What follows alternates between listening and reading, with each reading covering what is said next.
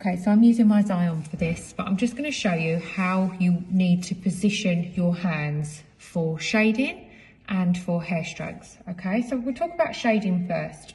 So you would hold your machine in the ridge of your Valhalla, your Zion, whatever you're using. Okay, so middle finger just leaning on that ridge. You want to put the weight of this just resting in this area here.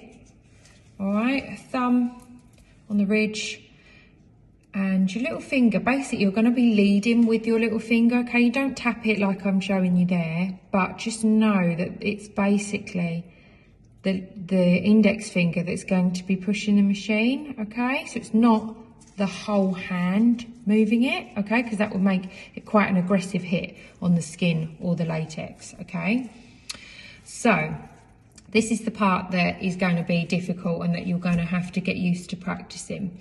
So the ring finger sort of supports against the middle finger just there. All right, so that's the additional support. It's the little finger now. You're going to be balancing on it. See what I'm doing here on the latex? It's just sort of that part of the little finger. It's just below your first knuckle on the side of the nail. So you're actually going to be bending it. It's going to feel really strange. Okay, you kind of like can pivot on it, but we also want you to hold the machine at 90 degrees. So that in itself is going to feel really, really strange. And it did for me in the beginning.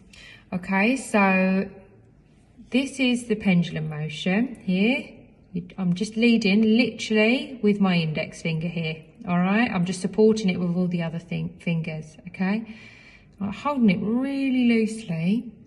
The weight of the machine will give it a nice flow. All right, so that's how I'd want you to hold it there. This is great for shading. It's also great for your hair strokes. So that's how we want you to hold that.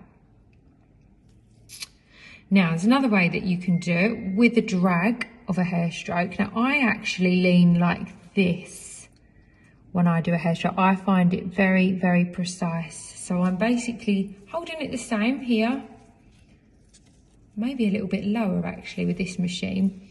You want to get that preciseness. But I lean on this knuckle of my ring finger and this knuckle of my little finger. So I actually lean and drag like that.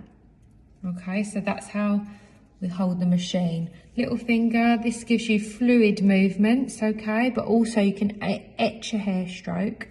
You can't etch a hair stroke very well like this. You don't have much control, so you really need to be balancing on that finger. I hope that makes sense.